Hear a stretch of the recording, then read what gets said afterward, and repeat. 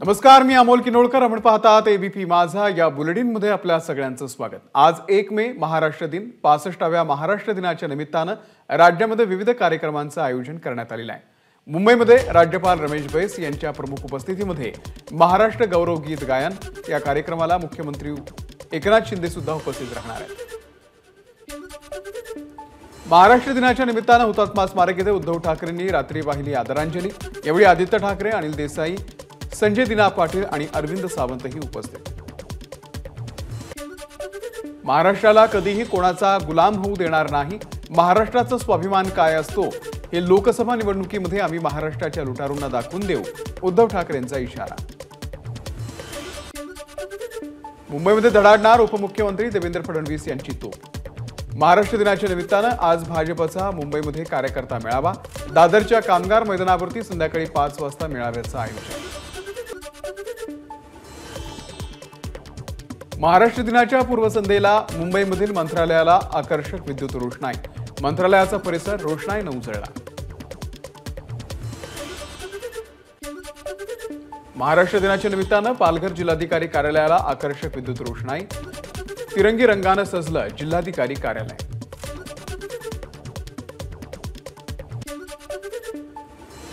लोकसभा निवडणुकीच्या पहिल्या टप्प्यात 66.14% मतदान, तर दुसऱ्या टप्प्यामध्ये सुद्धा 66.71% मतदान. निवडणूक आयोगाची माहिती. मुंबई उत्तर लोकसभेसाठी मुंबई काँग्रेसचे सरचिटणीस भूषण पाटील यांना उमेदवारी. उत्तर मुंबईमध्ये महायुतीचे पियुष गोयल विरुद्ध भूषण पाटील अशी लढत. लोकसभा निवडणुकीच्या पार्श्वभूमीवर मुंबईमधील शिवसेनेच्या 3ही जागांचा मुख्यमंत्री आज घेणार आढावा. लोकसभा मतदारसंघातील विभाग प्रमुख, विधानसभा समन्वयक आणि पदाधिकाऱ्यांना मुख्यमंत्री करणार मार्गदर्शन. ठाणे लोकसभेसंदर्भात मुख्यमंत्री शिंदेंच्या निवासस्थानी काही प्रमुख नेत्यांची बैठक. महायुतीचा ठाण्याचा उमेदवार घोषित होण्याची शक्यता. आमदार प्रताप सरनाईक, आमदार रवींद्र फाटक आणि नरेश म्हस्के उमेदवारीच्या शर्यतीमध्ये. ठाण्याचा तिढा सुटला. आज निर्णय येईल. मुख्यमंत्री जो निर्णय देतील तो सर्वांना मान्य असेल, प्रताप सरनाईक यांनी केलं स्पष्ट. ठाण्यात फक्त धनुष्यबाण असेल.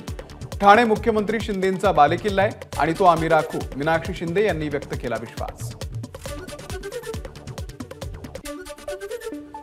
उमेदवार कोण हे आमच्यासाठी महत्त्वाचं नाही. मुख्यमंत्री जो निर्णय घेतील तो आमच्यासाठी महत्त्वाचा, नरेश म्हस्के यांचं वक्तव्य.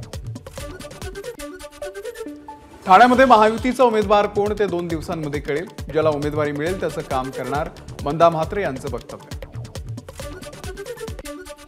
पालघर लोकसभेसाठी महायुतीच्या उमेदवार निवडीचा तिढा सुटता सुटेना. इच्छुक उमेदवारांनी उमेदवारी अर्ज घ्यायला केली सुरुवात. शिवसेनेचे आमदार श्रीनिवास वनगा यांनी घेतला अर्ज. भाजप प्रदेश अध्यक्ष चंद्रशेखर बावनकुळे यांनी घेतला दिंडोरी लोकसभेचा आढावा. आढावा बैठकीमध्ये स्थानिक महायुतीच्या पदाधिकाऱ्यांसोबत चर्चा. यावेळी शिवसेना, राष्ट्रवादी आणि आरपीआयच्या नेते मंडळींची उपस्थिती. स्वर्गीय विनायक मेटे यांचे बंधू रामहरी मेटे भाजपसोबत. लोकसभा निवडणुकीमध्ये जय शिवसंग्रामचा भाजपला जाहीर पाठिंबा. भाजप प्रदेश अध्यक्ष चंद्रशेखर बावनकुळे यांची नाशिकमध्ये भेट घेऊन रामहरी मेटे यांनी जाहीर केला पाठिंबा. 17 मे रोजी पंतप्रधान मोदींची मुंबईमध्ये शिवतीर्थावरती सभा. सभेमध्ये मोदी आणि राज ठाकरे एकाच व्यासपीठावरती येण्याची शक्यता. हुकुमशहाच्या हातामध्ये महाराष्ट्र जाऊ देणार नाही. उद्धव ठाकरेंची नाव न घेता मोदींवरती टीका. पुण्यातल्या सभेमधून उद्धव ठाकरेंची उपमुख्यमंत्री देवेंद्र फडणवीस यांच्यावरती बोचरी टीका. भाजप पुन्हा सत्तेत येणार नसल्याचंही केलं वक्तव्य. इथले वरिष्ठ नेते देशाचे कृषी मंत्री असताना ऊसाचा एफआरपी वाढला नाही. माळशिरसमधल्या सभेमध्ये नाव न घेता शरद पवारांवरती पंतप्रधान मोदींचा हल्लाबोल. काँग्रेसच्या जाहीरनाम्यावरती मुस्लिम लीगची छाप. राज्यातल्या लोकांनी काँग्रेसपासून सावध राहावं, पंतप्रधान मोदींची टीका. मोदी भटकती आत्मा कुणाला म्हणाले माहित नाही. पुढच्या सभेमध्ये मोदी भेटल्यावरती त्यांना विचारतो. मोदींच्या भटकती आत्मा विधानावरती अजित पवारांची सावध प्रतिक्रिया. माझा आत्मा शेतकऱ्यांसाठी अस्वस्थ. पंतप्रधान मोदींच्या भटकती आत्मा टीकेवरती शरद पवार यांचं प्रत्युत्तर. शरद पवार भटकती आत्मा नसून महाराष्ट्राची आत्मा आहे, हे मतमोजणीनंतर कळेल. शरदचंद्र पवार पक्षाचे प्रदेश अध्यक्ष जयंत पाटील यांचं प्रत्युत्तर. शरद पवार जनतेचे आत्मा. शिरूरमधील सभेमधून अमोल कोल्हे यांचा मोदींवरती हल्लाबोल. तर आमचा आत्मा पक्ष घर फोडत नसल्याचीही केली टीका. संजय राऊतांमुळे पत्राचाळमधील लोकांना बेघर होण्याची वेळ आली. पत्राचाळीमधला मराठी माणसांचा आत्मा कधी शांत होणार? नितेश राणे यांचा संजय राऊतांवरती पलटवार. हेमंत सोरेन, केजरीवाल यांना सत्तेचा गैरवापर करून अटक करण्यात आली. ही सत्ता लोकांना तुरुंगामध्ये टाकण्यासाठी की शासन चालवण्यासाठी? शरद पवारांचा भाजपवरती हल्लाबोल. मोदींच्या सभेला पैसे देऊन माणसं आणली जात आहेत. भाजप विरोधात देशामध्ये लुप्त लाट आहे. काँग्रेसच्या पृथ्वीराज चव्हाण यांची टीका. महाराष्ट्रामध्ये हुकुमशहा फिरतोय. उद्धव ठाकरेंची पंतप्रधान मोदींवरती टीका. तर भाजपसोबत गद्दारांची टोळी. ठाकरेंचा शिंदे आणि अजित पवार गटावरती हल्लाबोल. 2 तारखेला अर्ज भरण्यासाठी कल्याणमध्ये तुफान गर्दी असणार. कल्याणची जनता महायुती आणि श्रीकांत शिंदेंवरती किती प्रेम करते हे 2 तारखेला दिसून येईल. श्रीकांत शिंदे यांचं वक्तव्य. नाशिकमध्ये राजाभाऊ वाजे यांच्या उमेदवारीवरून ठाकरे गटाचे विजय करंजकर नाराज. करंजकर 1-2 दिवसांमध्ये उमेदवारी अर्ज दाखल करणार. नाशिकसाठी शिवसेनेचे इच्छुक उमेदवार हेमंत गोडसे यांनी घेतली गिरीश महाजनांची भेट. यावेळी नरहरी झिरवळ आणि भाजपचे आमदार राहुल ढिकले हे सुद्धा उपस्थित. नाशिकची जागा आज जाहीर होणार. जो कोणी उमेदवार असेल त्याला महायुती मोठ्या मताधिक्यानं निवडून आणणार. नाशिक दौऱ्यावरती असलेल्या गिरीश महाजन यांची प्रतिक्रिया. बीडच्या तांदळवाडी गावामध्ये नारळी सप्ताहाच्या कार्यक्रमात ज्योती मेटे आणि पंकजा मुंडे यांनी लावली हजेरी. दोन्ही नेत्या एकाच वेळी व्यासपीठावरती, मात्र कोणतीही चर्चा नाही. पंकजा मुंडेंना मागच्या 10 वर्षांमध्ये विकास का करता आला नाही? त्या काँग्रेसमध्ये होत्या का? महाविकास आघाडीचे बीडचे उमेदवार बजरंग सोनावणे यांचा पंकजांना खोचक टोला. मंत्री गिरीश महाजन यांनी चांदवड उपजिल्हा रुग्णालयामध्ये जात घेतली. बस अपघातातील जखमींची भेट. दुर्घटनेमध्ये मृतांच्या नातेवाईकांना 10 लाख तर गंभीर जखमी असलेल्यांना 5 लाखांची मदत देणार. पर्यावरण मंत्री असताना 110 वर्ष जुनं झाड तोडू देऊ नका असे आदेश दिले होते. मात्र भाजप सरकार झाडांची कत्तल करत आहे. आदित्य ठाकरेंची टीका. वायकरांवरील ईडीच्या केसचं आता काय झालं? मुंबई महानगरपालिका आता कारवाई करणार का? आदित्य ठाकरेंचा सवाल. ज्यांच्यावर आरोप केले त्यांनाच उमेदवारी दिली. आता जनताच त्यांना प्रश्न विचारेल. ठाकरे गटाचे उमेदवार अमोल कीर्तीकर यांची रवींद्र वायकर यांना उमेदवारी दिल्यानंतर भाजपवरती टीका. निवडणुकीच्या पार्श्वभूमीवरती डोंबिवलीमध्ये ठाकरे गटाला धक्का. ठाकरे गटाचे शहर प्रमुख विवेक खामकर शिंदेंच्या शिवसेनेमध्ये प्रवेश करणार. देशामध्ये भाजपची दडपशाही सुरू असून त्यांची सत्ता आल्यास मुस्लिमच नाही तर हिंदूंना देखील जगणं अवघड होईल.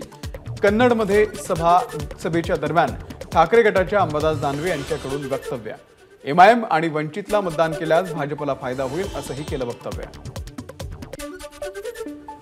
एमआयएमचे नगर जिल्हाध्यक्ष डॉक्टर परवेज अशरफी यांना फोनवरून धमकी. उमेदवारी अर्ज मागे घेतल्यानंतर धमकी. कोतवाली पोलिसांमध्ये गुन्हा दाखल. माढा लोकसभा मतदारसंघामध्ये शरद पवार यांना धक्का बसण्याची शक्यता. माळशिरसचे माजी दिवंगत आमदार हनुमंत डोळस यांच्या मुलासोबत प्रसाद लाड यांची चर्चा. लवकरच त्यांचा भाजपमध्ये प्रवेश होण्याची शक्यता. महाराष्ट्र दिनाच्या निमित्तानं राज ठाकरे यांचं पहिलं रील. अथर्व सुदामे यांच्यासोबत राज ठाकरे रीलमध्ये सहभागी. राज्यामध्ये 3,500हून अधिक ठिकाणी टँकरनं पाणी पुरवठा सुरू. संख्या अजून वाढण्याची शक्यता. हवामान विभागानं वर्तवला अंदाज. राज्यामध्ये अनेक ठिकाणी पिण्याच्या पाण्यासाठी वणवण. मोठ्या धरणांमध्ये केवळ 28% पाणीसाठा शिल्लक. मराठवाड्यामध्ये सर्वाधिक टँकर्सनं पाणी पुरवठा. राज्यातल्या अनेक भागांमधील तापमान 40 अंशांच्या पार. कोकणामध्ये सलग तिसऱ्या दिवशी उष्णतेच्या लाटेची नोंद. जेऊरमध्ये सर्वाधिक 44 अंश सेल्सिअस तापमान. देशातील पूर्वेकडीलच्या राज्यामध्ये अतितीव्र उष्णतेच्या लाटेचा कहर. पूर्वेकडील राज्यामध्ये काही तुरळक ठिकाणी तापमान 47 अंश सेल्सिअसवर. 2 मे पर्यंत झारखंड, ओडिशा, पश्चिम बंगाल सारख्या राज्यांमध्ये तीव्र ते अतितीव्र उष्णतेच्या लाटांचा इशारा. यंदाच्या पावसाळ्यामध्ये 22 वेळा समुद्रामध्ये 4.5 मीटरपेक्षा अधिक उंचीच्या लाटा उसळणार. मुंबई महानगरपालिकेच्या आपत्कालीन विभागाकडून अधिक उंचीच्या लाटा कधी येणार याची यादी जाहीर. केंद्र सरकारनं लाल कांद्याची निर्यात बंदी उठवली असली तरी निर्यात प्रक्रियेमध्ये अद्याप व्यापाऱ्यांचा प्रत्यक्ष सहभाग नाही. त्यामुळे उत्पादन खर्च देखील निघत नसल्याची व्यापाऱ्यांची प्रतिक्रिया. नांदेडच्या हिमायतनगर शहरामध्ये नळ योजनेसाठी 19 कोटी रुपयांचा खर्च करूनही भीषण पाणी टंचाई. संतप्त महिलांचा नगरपंचायत कार्यालयावरती मोर्चा. तात्काळ पाणी प्रश्न न सोडवल्यास तीव्र आंदोलनाचा इशारा. मुंबईमध्ये सलग दुसऱ्या दिवशी उष्णतेच्या लाटेची नोंद. सांताक्रूजमध्ये 38.4 अंश सेल्सिअसवर तर कुलाब्यामध्ये 34.1 इतक्या तापमानाची नोंद. वर्ध्यामध्ये चुलत भावानंच आपल्या भावावरती रात्रीच्या सुमारास गोळीबार केल्याची घटना. आरोपींकडून 3 राऊंड फायर. 1 गोळी लागून हर्षद झाडे हा जखमी. पोलिसांकडून आरोपीला अटक. एबीपी माझा, उघडा डोळे बघा नीट.